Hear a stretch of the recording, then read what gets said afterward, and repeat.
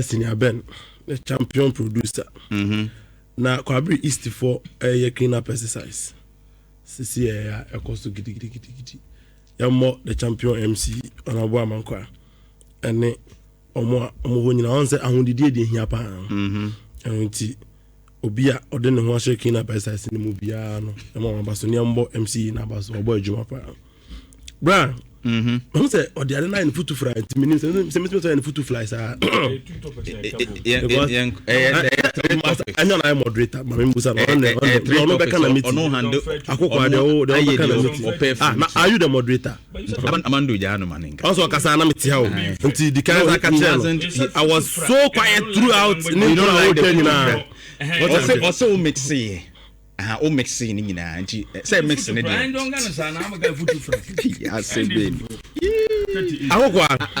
video Patrick. Obi Otigana he bia. Sebi o kan kreche no ho. Na nyamesuro woni mu. Na ohun ade a otimizi na ani hwe kasa ade we say netie.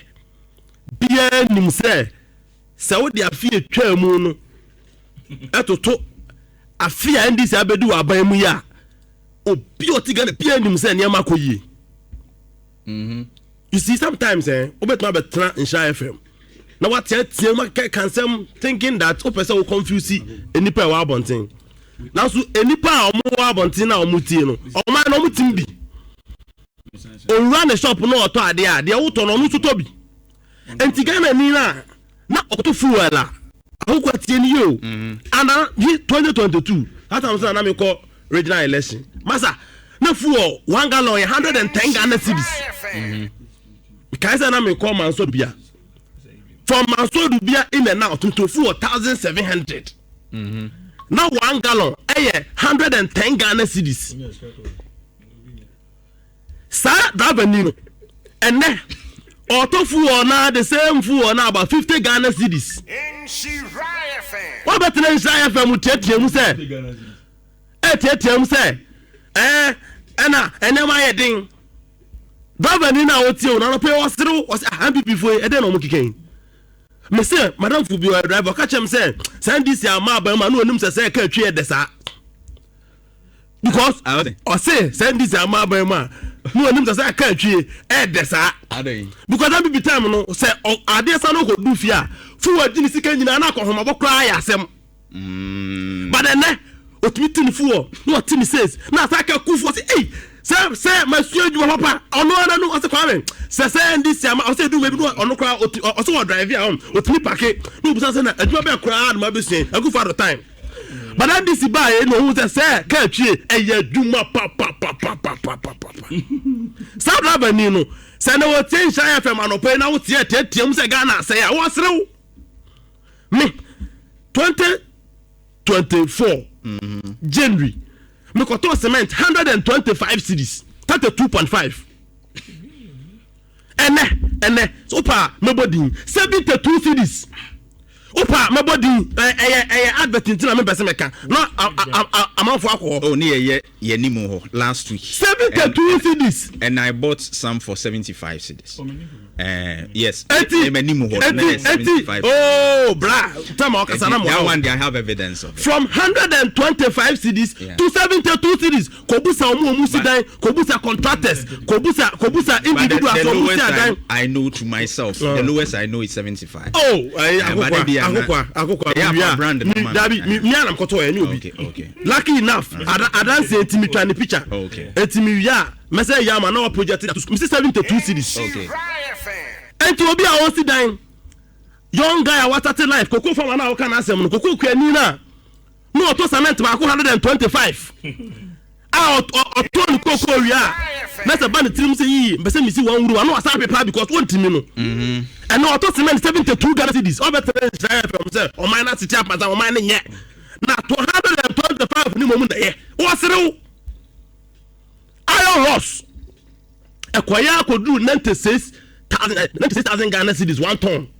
And then about for mama as at last week na be nam 6,008 6,009. You see and come na get do no ho I just say we obi a won kan kra na nyame so ni Ghana for ho he high ya won say about to ho e won si so ya wo sasa amamu a yebui ensusu ye wom say na bi before no omu boye omu twen sebi no omu kuyen abaye nya gidie wo mu die NDC ba ya afi ba kunie no me say emo besi aba o wo de yakofo si di bronya afi o kwa wanka se wani fie di a onyini yi wo hu bronya nkofo di pa ade se bronya weda wo hu bronya nipa timbe gukrom na je se frɛ fire service o mo betu so go o mo so da ni nyina ne se nema bo aba fo mo bia timi tobi obetre sha FM se sa bronya we ani o ma we etimi emu odin because o pese ba o me abe president no te wo nyina no de o kan nyina Ghana for mutie sha FM de o ye nyina obeso o tre se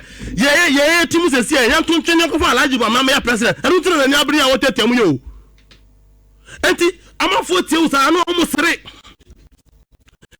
oyo anwa besiaba ekwaya kodu 1200 kofu gala no ene kodu kuta ma na omu odwom ni se anwa yesen ebi ye 4.5 ebi ye 4.6 ento omo running school omo running catering services me say opia who the impact of NDC government. Look at the difference from 1200 to 450 Ghana cedis. But I want to say the NDC nyina ne say Ghana for gidie the NDC ababam alaji ba me ya na no makoyi na mo se mo sa de ne be president the record on inflation 54% some efia 54%. That was how ba omu free so na blah 2.9 which is 23 na betre remember me say alaji ba me record on inflation 54% me bo na say okay yeah Oma recording. I'm a student of economics. Me banking and finance, my entrepreneurship and finance, my study economics. Now the BIA can't say, oh, inflation, hyperinflation, 35%. Now me who be the antinam say a book we can actual. A young people are buying a large boy and a man who say inflation, I true good book, it me see hyperinflation. 54% inflation. Can you imagine? And they are talking. Money who was some happy before. A large boy, I know who you record 54%. And then inflation is less than 5%. And to Shagana Nina, what catch and say, no brewer, and I say no brewer, and I say, be a team. Yeah, they are large about me. They are not banning say, and this is for your mama, your money, because some about for my inflation, 4%. Young for Musinche. Neither for large about me, not time inflation is 23%. Like a pen and Bayana, and you try to tell me. But then to obey. And to you see, say, oh, that down here. Now say kind of cry. Ghana for more from the business community. Do you know what the stabilization of the dollar have affected the business community? Dollar now, Ejena, put me do any project. Say you're a businessman and now you can project into the future and say that dollar cry to say some funny must say saying I be with time now to me sir. Kobu so more kakas, kobu so more importing yama. Nebu so how a dollar now and China Honum said yes, and it has been very long for about 10 months. When was the last time I can say that the stability of the dollar alone? And you see, no, yeah, cancer. I said they're gonna for the money here. Who share business community, who share businessman, or more mudiga, what kind of but so almost say, and nay, or must tell me to time. And the Ghana Pierre who said, Sam before the day, or Munyan pay to my mom. Et tout tient à ça on tient almost. I think cocoa, see cocoa. You see, Edinkai. It's not a justification of what is happening. Right. I am not sick to justifying the SC. Nemu yaya abanya ya wa bemu na asema be nyama say be chirimo ni party ase. Enti me man chirimo dia but I'm not justifying because no matter how the situation I still believe that the koko krani ni koko krachiwa. That is my belief and that is what I think it should be. Sure. But I'm giving an explanation because asema ba ya na wa bemu enti nyama say chirimo Ghana for that. I said make me preface no so what I say. Okay. Koko I do nkomo no. Ya to koko no na akoto na amano ni. Entadia bakwa e determine cocoa price pa ya world cocoa price. Right. Said the cocoa ni bo tia wa amano ni. Okay. Afeto amu ni afena ekoye no. Na cocoa no averagely and am bear say $12,000 per ton. Na am bear $12,000 per ton. And ope am bear ya me check here no and am $4,600 per ton. Tin you. Yeah. Asam na make no say e bia wo MPP ni ana wo yo bia open say what the politics I bet me tell them say na but no not just reduction but the margin from 12,000 to 4,500 nobody obian who we are affecting no say wo koton cocoa no na ka wo to a ba ko $12,000 per ton. Now drop it. I will do an average of about 4,500. Which year was it? Oh, even just the 12,000. Just the year before. Just the year 2023, 2024 season, 2024, 2025 season. That was where it was moving around and yes stable, but it was around 12,000 thereabouts. And then I'm 4,000 out here now because you are not speaking with any facts. When you go there, you have issues. And yes, you need to say. Cocoa ni buona I drop it for about $5,000 no. I affect you sikasem. Ya jatum sa. And I'm sorry also ama cocoa krafoni bibiri kwa ya siska no no kre. But abani din se kwa ma ye ba ba ya ma sa sika na ba ebi ni se hwe unim se cocoa syndicate no ya wodi hu nkomo ya wo ka se omtwem na ba mo di twa mo. Say happy before na so le ya no mo say cocoa syndicated no omo nyibi manya no crack. So for the year before for the records 2021-2022 the prices were between $2,300 to $2,400 per ton. And now we know 2023 early price in the crowd was around 3,258. 2024 was 7,390. And then within 2025, on average, around 7,000, about 5,000, and it's about down. And market, no, we share the price shorter. We went to 10,000, but me who 12,000. Well, as at the time, I did 400 cities in the Babacom. As at the time, we announced the cocoa prices, right, and again came back to increase it with 400 cities. The cocoa at the time, I hit $12,000 per ton. From the 10,000, you know. Also, to come on, the cocoa increase in neighbor. Yeah, they have 120 billion account. I'm on the cash. Oh, yeah, two cocoa. Okay. Within that process now, an increase. Ama at first inside the 450 Ghana cedis become okay.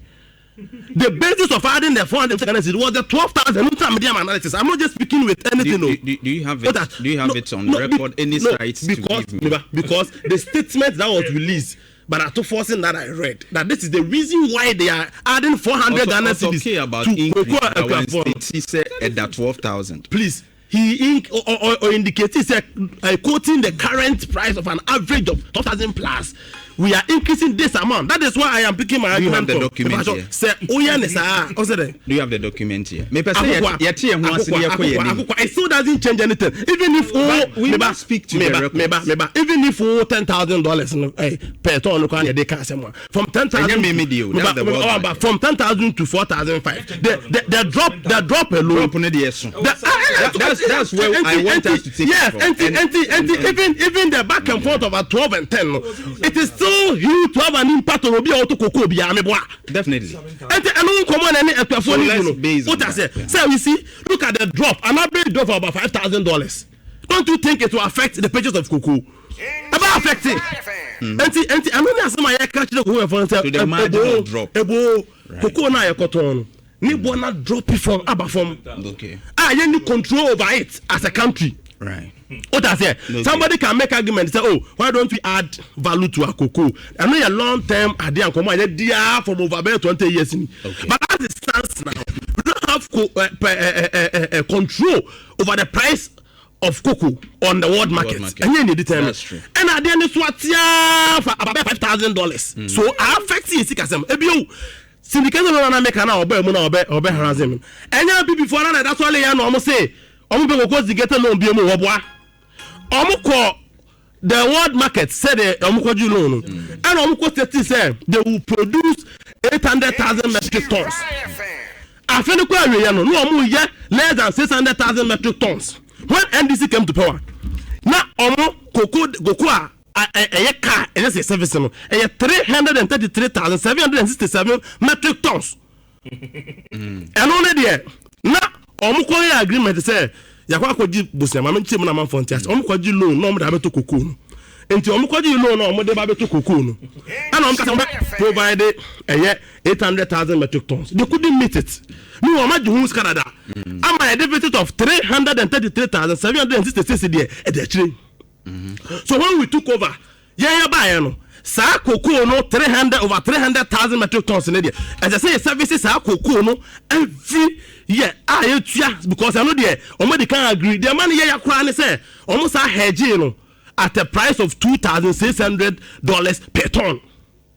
And the cocoa na kasisi yetia ese de mark for no yejia na ta na kwaje fufu because omoja 330,000 metric tons that are service say the power ya to omo wa betra from say I don't try nja cocoa kwanika I don't try ukwaji sika so do cocoa na wanya cocoa na nko na be yeka. You see sometimes I na be before no kasa you show mu DS say go for mu no kasa enti akokwa that 333,000 metric tons now I'm hedging as $2,600 per ton. NDC na service in kakra. And 2 quarters ko say and na kwampa yesi yesu ya 4,500 fee. So what services are 300,000 na because the agreement near 2,600,000 and one na kwa order ebeko. Ebio yeah wrap up mama. Hey say oh mama mama almost 20 minutes. Almost 20 minutes. Because sometimes so only and before ni shaon next one control emotions are you go overboard. Abo for me and before the say amando mu sia na wan to because you see ubusa ho say dabi tie ubusa ho say ho mu na ka say if we are able to discuss that of the cocoa even alone today, I'm happy. Normal cost in fact and that is why I'm very much interested. I don't say I don't shift you. Right. I am not explanation I'm the man is not to justify the problem. Sure. But it's to explain now a bit in China wanya or not what much them say when waiting ama say yeah then ekoso. Omo na omo enti sesi ameno ka say tintin gan say cocoa syndicated loan bi amabium. Now enkomo di and say na sa dia cocoa ni hot commodity.